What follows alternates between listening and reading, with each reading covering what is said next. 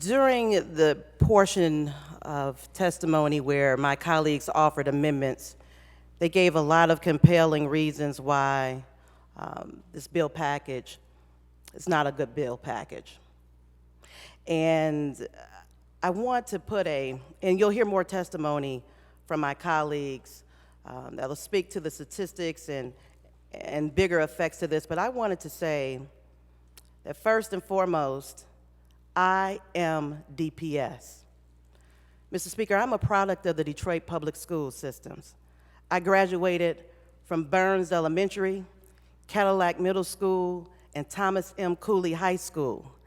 And it's a time I remember in DPS, a great school system.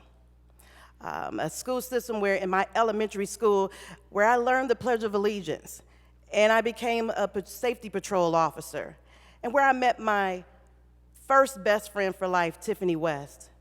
Or in middle school, where I learned how to type and speak Spanish, and how to sew, and I cooked my first stovetop macaroni and cheese. Or in high school, when I learned how to dissect a frog, and a grasshopper, and a pig, and then a cat, and I thought I was pretty awesome.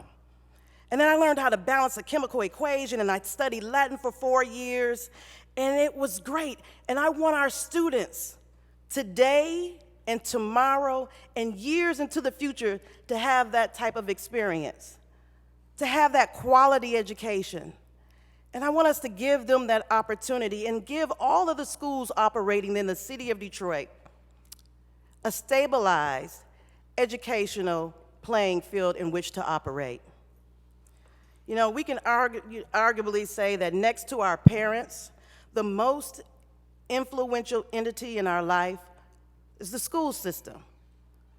While we're in school, we'll have defining moments, we'll meet special people, and most importantly, we'll meet those teachers, like my teacher, Mrs. Kaufman, I still remember, who was always encouraging, the one who thought one day I would grow up and be an attorney, but I didn't want to do that. But she always made me feel proud. And the people that we meet in these sacred places called schools become like our extended family. And I look at DPS as that extended family, whether you're a cardinal or a doughboy, a crusader or a knight or a technician. We embrace our schools sometimes even more than we do the cities in which they reside. And we have to look at our relationships and how schools affect all of us, particularly our children. And it's hurting. DPS is hurting, and it needs your support and your help.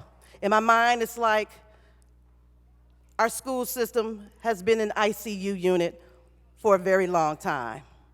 She has been on life support, and we need to then move forward with creating legislation that doesn't punish, but helps promote what is good and right about DPS.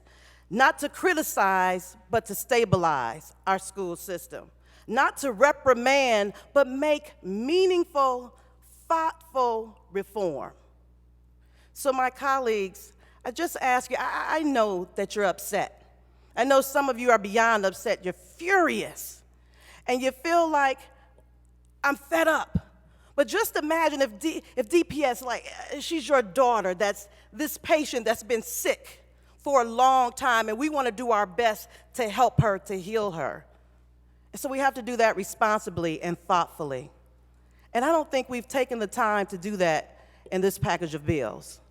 And so I'm asking my colleagues to help our DPS, all of our children, and DPS are our children.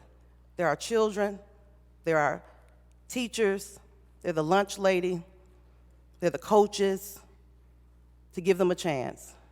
And therefore, I encourage you to not support this bill package. Thank you.